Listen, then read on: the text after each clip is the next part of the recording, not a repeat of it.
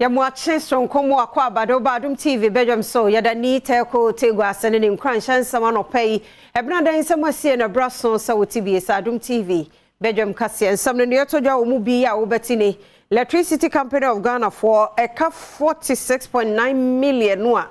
Ghana for institutions de na kan watumi ya nyamu 18.5 million yade mu nchemu no ebebramo na fe ya bowra yensam foforo mu na NDC amanyokuo no na di tudwa kire mo se neidie mampani adodan kwakufu ado asem bia ni ho a wokan wose Ghana for gitum edi enti na NDC kasa yede sansam no ne nsem no enkaye ebro sa Adom TV Badwam kase wo Facebook/Adom TV kase no e wo ho se ye DSTV na wa channel 280 e ho e na Adom TV share na fe ye Go TV 176 and so ye channel Adom TV share bidi e de afia amankwa tamaklo afia ni de mutie nsam no nkyere mo sa de tie ankasa Electricity Company of Ghana mpanifo anya sika 18.5 million state institutions for ede wono eka Ghana nyina ede Electricity Company 46.9 million na Parliament Ghana Airport Company Limited and Ghana Broadcasting Corporation and a company ka ho ebia womo de ka womo ho enenu a womo bowura ya sika no 18.5 million de won say tumi aka Adom TV kase etwaso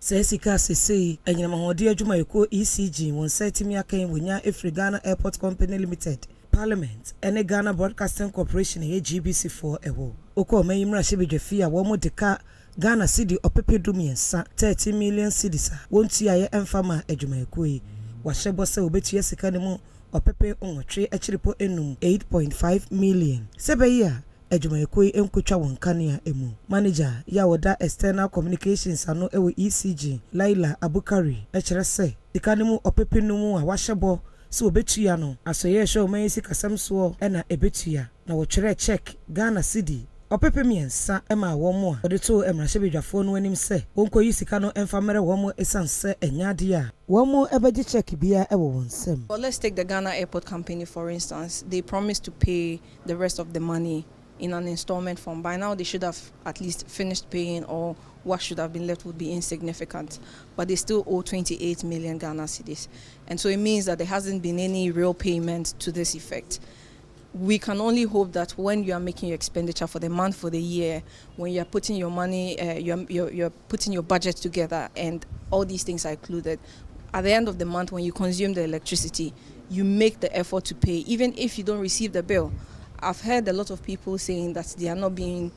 given the bill, and that is the reason why they are not making the payment. But you're consuming the electricity. You know how much you spend on an average every month. Dwamsani de ma NDC amanyoko Yora Johnson esedu enketia na ne kasa mu wose free enei ekrodie mampani adodan kwakufu ado ne nsembie ni ho a wokan wose Ghana for ye fa no asopemu na wochiremu mampani no ankasa nsama wokan no bewie kire na afia danse foforo Central Shia Mudiasia NDC susu se state, the true state of the nation. Wondi tuja and wonjam Teneni Johnson. Esedun Ketiadi Semi tuja.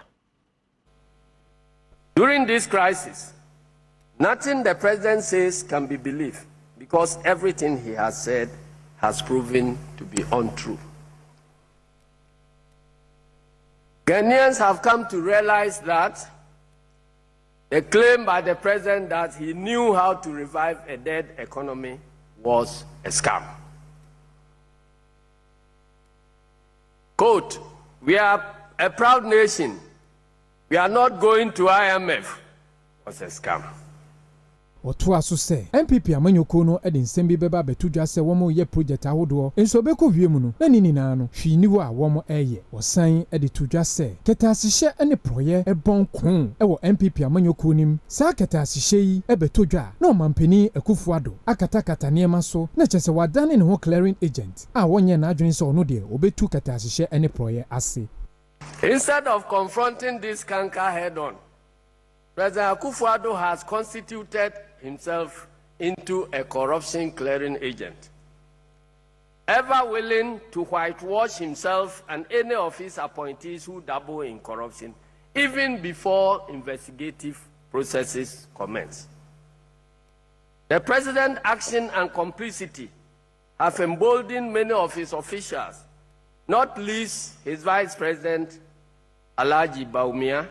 whose name has come up in multiple corruption scandals. Mrasha Bejani Dema Teshia war Asante Achim North and the appear could be said. Young from Sona MPP abano yes a roto no one more a tremo nyano kwan pasono no enyina so no oni Adom TV kase edin komwe. Ghana ye myriad of problems. Enu nso nkyere se ye nyesika bi afiri ha esese sika bi afiri ha so yesa no. Eninti yemfa nka hu na ya hoode no enye kese na yentimi ensowo ye numerous problems no bi. Sa na me advocate say property levy no yanyere ye huni emfamra ye ne krakra no ma shebedwafo ni bi ye kasa ye de fato no ho wonsem bi odito dwa eni afini aye yifiri ho no ya lose sika be 70 something million no mo na ka say yi levy no ebe compensate for sa loss no a ebe make na almost ye be nyam fa so kra ma na abro so na 70 something million cedis afi ba akode eye den. By 11 no dear, they are looking to generate in the range of $1 billion cedis and over. And Sebi, ye chemu be se do announce a self-rana ye say the year to cra. Bet me and over 100 and 200 million Ghana cedis are far better than rotos. System no air coso. Levy a year juma. A year then, yes, Uncle Faway. And yes, I ban be dada and say, or the levy no ever back. Na and so was ya kofa road to no so dey abeka na just ye tua e campaign no ana me gidi se enye no kwan so no Adehye ya womo ewodompo ase bo multimedia dwumako na baso ne bambofo efisa nanu ntamu ne beto odwa se Burkina Bay tanka bia eson from ejaga CB abemuna to honom boye ankosi aga akosi se multimedia nsentwefo ede wanu to mu bie anene ya ba bepeja ede afiri ho a Adom TV kase etoso Beda yebetima soja anu adwane edi de osolo koda fom no eno bebe fie na ni nyina asida nka otwedi ampon na mfa so menka multimedia mo na mabodi opompo kuro pa ni kase pa ejira momo so senyamo a ka ne ni kamafo bia obeka bia maye de bia 1 week ni nra ntimpanimfo nam kwan yi so de ada mo start ba mo kura mpanimfo fa ebusa se adne da no bibie no ho na che se bibi wo gas wo ansa na fe do mani bo mo ho so etima ya de mabodi opompo kuro pa de opompo kuro de ye ni hwe de be ka kire mo se asida na ye fa otwedi ampon so enka Adom multimedia ne dwai DO3 Richard Aweso municipal fire commander ewo Konongo wono so e de nsem bi eto ya mani boni anim Jumadi normally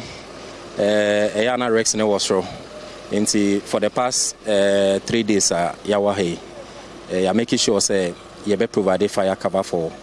activities in India. Nemu ashasi na your strategy ni say you be gas ni onto a different tank. By do baby no we say challenges for home. Internet just say a pecrin na the capacity ni was raw bit me a peja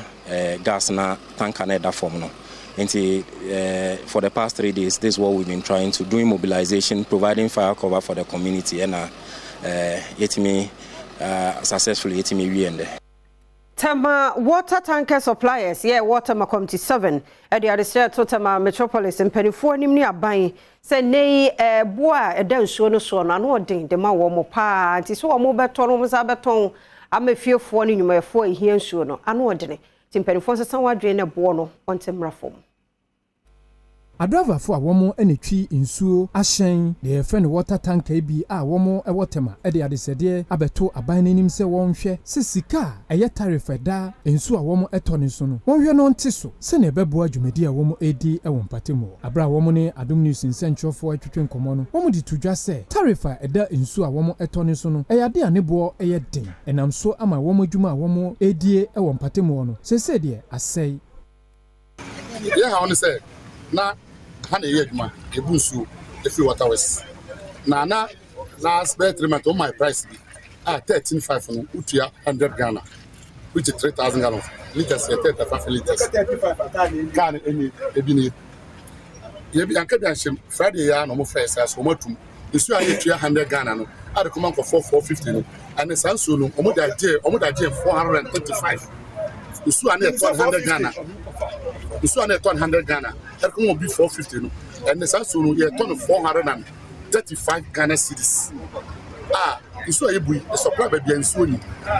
ni ka on supply na side schools every COVID buy yɛ cheza yɛ kwa na di ani mu kura man yɛ ha no sɛ ɛbɔ na ɔmo de ama no yɛ nti ase yɛ wadaroma ɛni pɛsɛ ka ɔmo ka ho na ɛbɔ no ɛbu sa wadaroma ɔmo mmra ɛmɛnyɛ ɛboa na no ɔde yɛntimi amkɔfɔ kɔ ɛfrɛ yɛntimi nkɔ Adom TV Badwam kase na oguso ehwe ne yede mo koye nsem foforo mo na Forestry Commission panifo safi wo mani abre wo mo botaye ejina mabuno no so wo kire wo mo mfasode ya ewo enua ene ye kwaye brentuo no munti no wo se wo mo ehwe bo ho ban yede hyase wo mabuno bre mu a wo mbenyini no no nya ho emfaso a yentwitwa ye nua ense ye kwaye brentuo no mu mfasode ya yenya so man Adom kase etwaso taking properly unbiased critical analysis and using facts and figures, social data and idea or more train the support or more factor. I think they've done a really good job. John Aluti, CEO of Forestry Commission. Or shall I mani boni the entire one ASR debate? Last Friday, a quiz for the Anumle cluster of schools. And then a debate. Then you say young people, students at that level, we want to hear from them. They have, as you saw today, more rich information. Plants be able to me, they are protected forests. No, and then they say presec any achimota. They set up a debate program. So make us know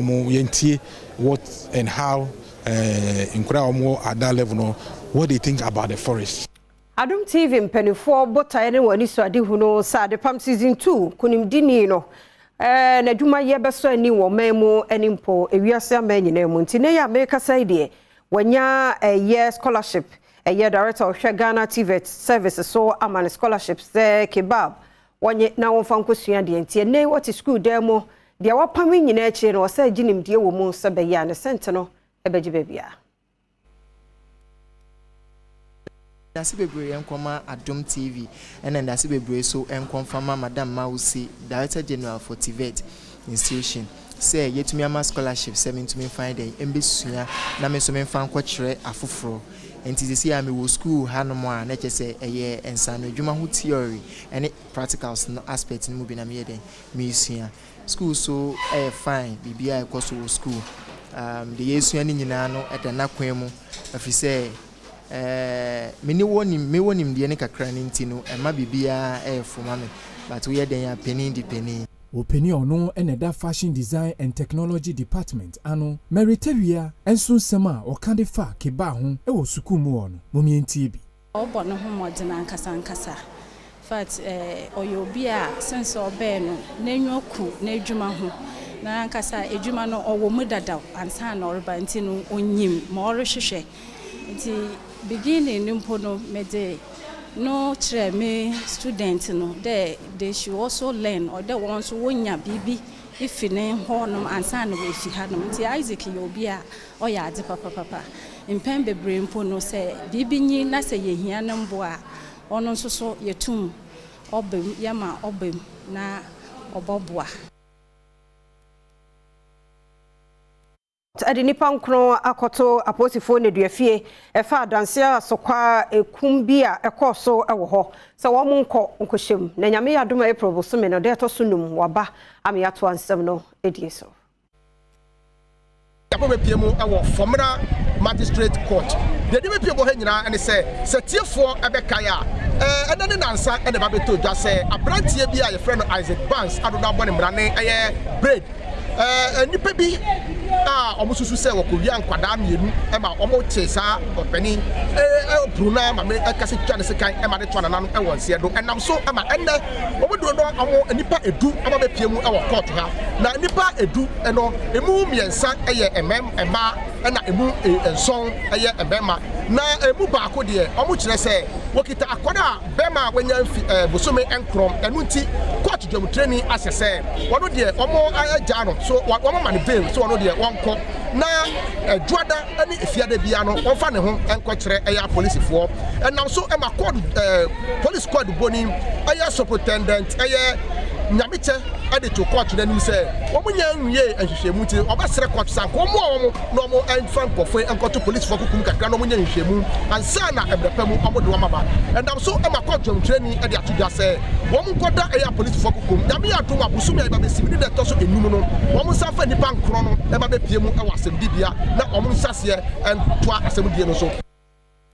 from now this year ni soon fi say womo kwan no enye ye be ransu tutobre mu womo sempanifo ne ya womo kan womra emeye kwan no ma won kwan no nya kra Adom kase abopne ho etwaso anketenkete a sabi womo nko school omantam ha na oma wofo de womo kom kasan beyond this area momo ko school na esese bi akwa no fifie no nsia enam kwan anya ntie sa akwa no fifie no num no nan na odi ko school na akwa no bedu fia no pa wasan sori biem sa akwa no kire ade a obede no wo hu. And that is the situation we find ourselves here. We are only pleading. Yeah, pa chow, yeah, pa omampeni, nana dan kwaku for a chow. Yeah, pa ye ura, anana amakwata a chow. Yes, Reno. Say, yes, sir, and Fonso bimpo na ya ye. And I'm massa or how ya a die and see one person be ye free one. I decided ye will go to Jenny, yeah, pa chow. Omu ya mobo. Open for air quo. Taxi the neighbor. Amrawe ya omo beto mu open for no okwa hospital no ko wuye taxi driver ne pe na ne woto no eno kura wada ne yare 40 fie amrawe ya obi efri London ba oba ya na obeto mu onim enti ono the full speed white cafe na ka no eto wen no ono so opra na ka ne say dia omo tim mantem ha nyina ya high say nyina omo nyina etu because what kokasa what na ha ade beche no nsuo wupia nsuo befa wo mbaako ka bie ntumi mfa ha bi de ye 24 buo we de ye light pole a high tension na nkasa esi ya no nsuo didi ase nyina next rain e beto fo next rain e beto fo we de 24 buo mu hu hwe se ye kase ye ko enimpa we de mu hu hwe Adom TV Badwam kase na oguso ehwere ye de mo konsa foforo mu na ene achochefo ye de wo mu konkronkuma mu no se nyenya mepa ne do a wo ma adwuma no a onko fi se ho asetena no emu odin emu oya ye titiw ne ma no nti adesre na ekode ama ban sa achochefo wo konkronkuma mu blackboard ni ho enkonwa ni ho atakwa me cheze ehwo nye kra no ewo se ye hye wo muden epe bibi de ma wo mo se be ye be hye wo mo nkunan no mo nso aye hweso de ade ama mamayo a wo mo so ekoschool no Adom TV etoso remote areas no mo so hia female teachers enti nke wo no man nka nipa no wo no serve be 2-3 years every year new trainees ba ne de ma ko ne ka se ma ni nyina ebegu kroma ebe ma do drive ones no emma enkura ma no o bedu age bi o menyanyam because bibi enu e motivate o mu hu obi a wako school that after all hu school hu fa so nti aban no so nhwe se o mo beboa o mo motivation like some percentage bi kura na those deprived areas no ye de bibi kakra be ka wo mo ho nti e ba se ebe ma no kura be brebe prese after all me so meko hobi Coordinator Odanata no ewa Santimantem Sylvia Kusi echa enso de nsemse na tudwa. Ewom say ya ma 3 months ye o man ni nyina ne di sada nanso ye ni live bia ye de ka ho. Health workers promoting for exclusive breastfeeding. Enso so ye ya ma ye wo 3 months e bi kura ti meje half edit na fia bro mo ba wo no mo wu wi a o ma abes at na fia be bo tumi ene na o tumi enu pe. Na afi o masa ba adwuma ba ne sa na o mo bre e wo mo ma editi ye ni dey care center bi aso ye de ye ma no e ba e beja nti ba ne sa na ma o wo school mu o hwe obi ba na so na o ha ha